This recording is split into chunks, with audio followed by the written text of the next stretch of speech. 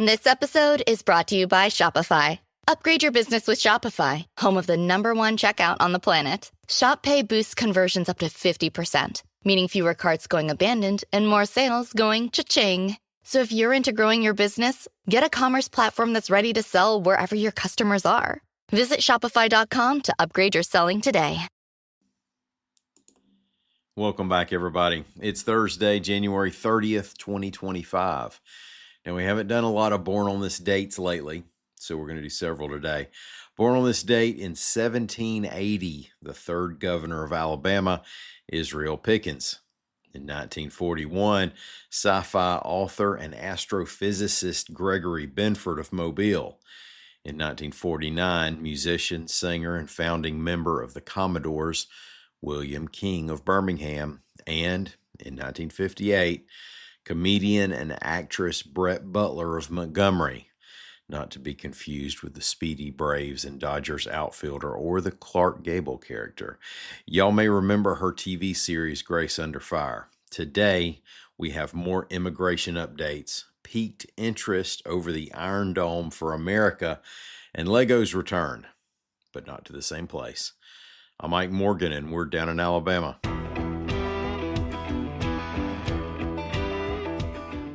The crackdown on illegal immigration is proving to have more widespread immediate impact in Alabama than many other of President Trump's day one drop of executive orders and announcements, as the new administration sort of two steps around its initial effort to freeze federal spending.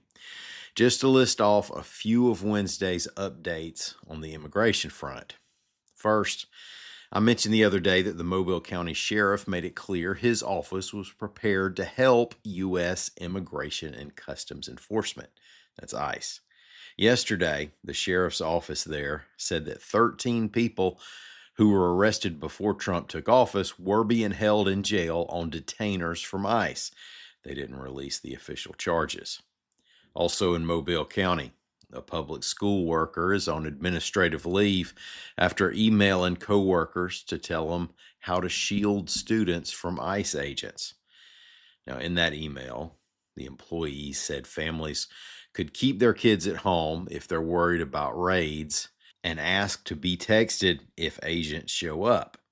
A Mobile County assistant superintendent issued a statement to retract that email and said the school system will comply with federal mandates. Meanwhile, statewide school officials said that they haven't heard any reports of ICE agents actually being in schools. There's been reaction and concern over Trump's reversal of the policy that limits arrests at places such as schools and hospitals. State Superintendent Eric Mackey's message to school leaders is to continue with normal activities and maintain attendance policies. In Albertville, a few dozen protesters lined downtown streets to protest the crackdown.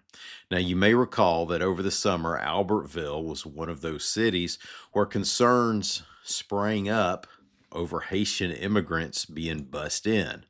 Of course, they turned out to be in the country legally through a federal worker program. The current ICE crackdown is over illegal immigration, and social media videos of Wednesday's demonstration featured numerous national flags, mostly Mexican.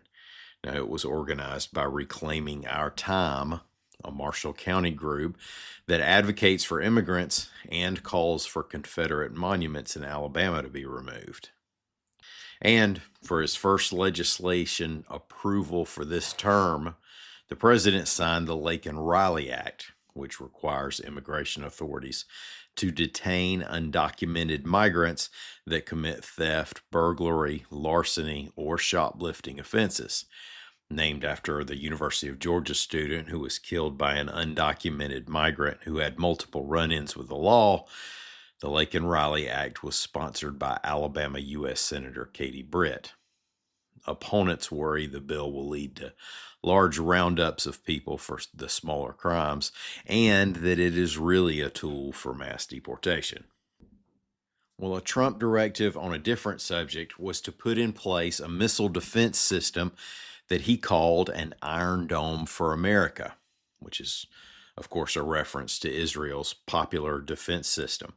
Now, it was enough to get some buzz started in Huntsville. AL.com's John R. Roby reports that RTX Corporation CEO Christopher Kallio called it, quote, something right in our wheelhouse.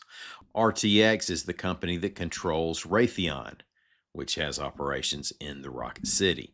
Trump called on the Pentagon to develop guidelines for, quote, defense against ballistic, hypersonic, advanced cruise missiles, and other next-generation aerial attacks from peer, near-peer, and rogue adversaries, end quote. Raytheon makes missiles for Iron Dome at a site in Arkansas, and it's been expanding a missile integration facility at Huntsville's Redstone Arsenal.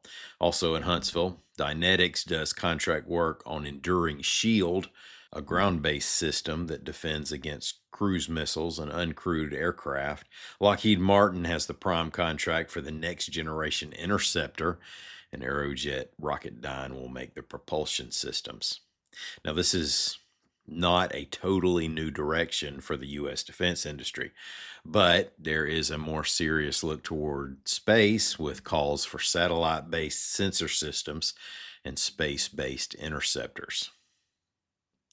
Well, good news for Lego enthusiasts. Alabama is getting a Lego store back, but this time in another location, reports AL.com's Amber Sutton. Previously, Lego had a store in the River Chase Galleria in Hoover, but it closed during the pandemic-plagued 2020. The new one will be in the former White House Black Market at Bridge Street Town Center in Huntsville.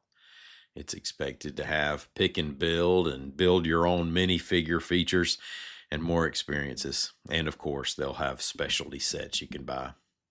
Y'all enjoy. Just don't run through that place barefooted. Thanks for listening to us. We'll be back here in the morning. Until then, y'all come by and see what we're doing anytime you want to on the internet at al.com.